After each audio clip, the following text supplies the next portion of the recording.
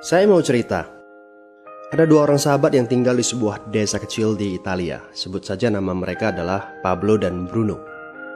Mereka adalah anak muda yang memiliki impian yang tinggi. Mereka sering berkhayal bagaimana kalau suatu hari nanti mereka menjadi orang terkaya di desanya. Keduanya merupakan orang yang sangat ambisius. Yang mereka perlukan adalah sebuah kesempatan. Pada suatu hari, kesempatan itu pun datang. Kepala desa memutuskan untuk mempekerjakan kedua anak ini untuk membawa air dari sungai ke sebuah penampungan air di tengah desa. Keduanya masing-masing membawa 2 buah ember dan segera menuju ke sungai. Menjelang sore, keduanya telah mengisi penampungan air sampai penuh. Kepala desa menggaji mereka masing-masing berdasarkan jumlah ember air yang mereka bawa. Wow, Pablo dan Bruno senang sekali. Ini berarti impian mereka akan segera terkabul.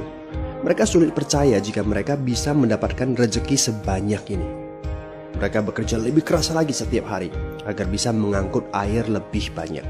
Namun, Pablo mulai merasakan ketidaknyamanan. Ia tidak yakin pekerjaan ini bakal buat impiannya terwujud. Punggungnya nyeri dan kedua telapak tangannya lecet-lecet. Kian hari, kian takut saat harus pergi bekerja. Ia pun mulai berpikir keras mencari akal bagaimana caranya membawa air dari sungai ke desanya. Aha, Pablo mendapatkan ide. Bruno, saya punya rencana. Daripada kita mondar-mandir bawa-bawa ember setiap hari, kenapa kita nggak sekalian aja buat sebuah saluran pipa dari sungai ke desa kita?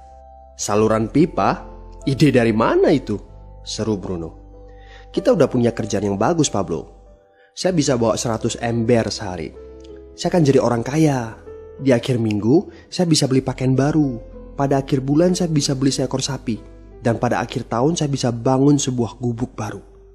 Nggak ada kerjaan sebagus ini di desa ini.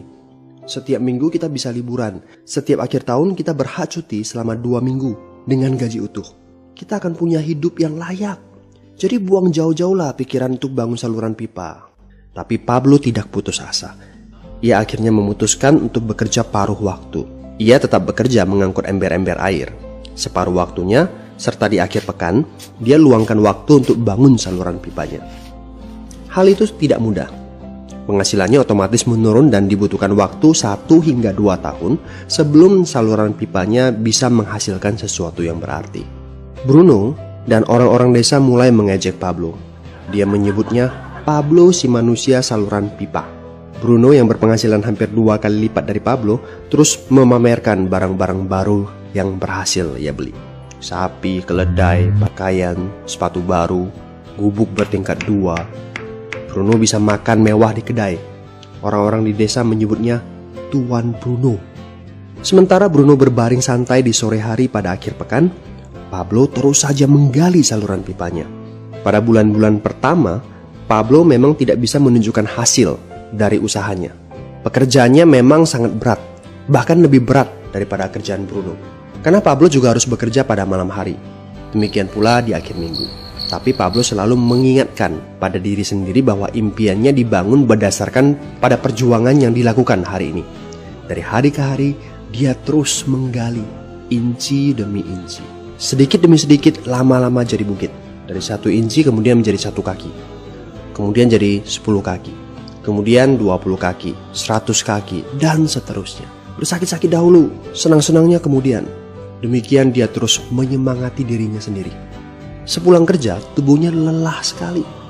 Fokus pada hasilnya. Kata-kata itu terus ia ulangi dalam hati setiap hari saat dia pergi tidur. Sementara dari bar di desa itu terdengar gelak tawa mengiringinya ke alam mimpi. Ayo, fokus pada hasil akhir. Hari berganti bulan. Saluran pipanya sudah setengah jadi. Saat beristirahat, Pablo melihat dari jauh sahabatnya Bruno yang terus saja mengangkut ember-ember. Bahu Bruno tampak semakin lama semakin membungkuk. Dia menyeringai kesakitan. Langkahnya semakin lamban akibat kerja keras setiap hari. Dia semakin jarang bersantai-santai di tempat tidur gantungnya. Dia lebih sering terlihat di bar, duduk dengan wajah letih dan murung. Saat pengunjung bar melihat Bruno, mereka saling berbisik.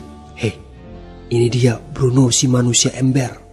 Dia lebih suka duduk sendiri di sudut yang gelap ditemani botol-botol kosong di sekelilingnya. Akhirnya, Saat bahagia Pablo pun tiba. Saluran pipanya sudah rampung.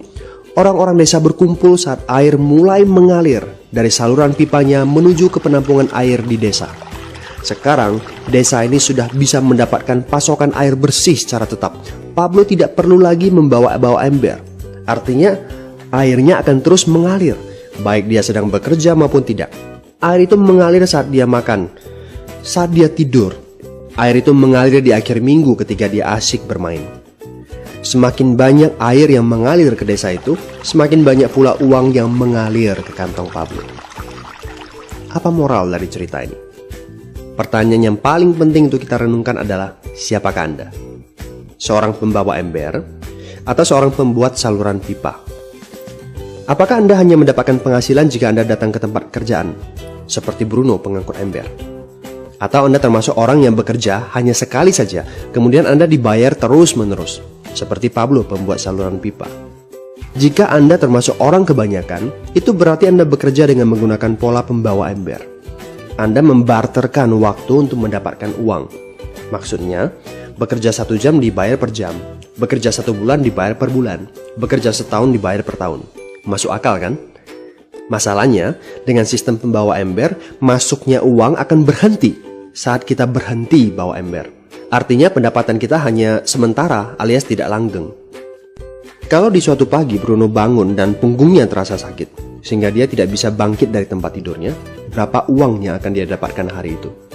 0 besar. Fakta yang harus kita sadari adalah kita tidak bisa bekerja selamanya karena faktor usia dan kesehatan.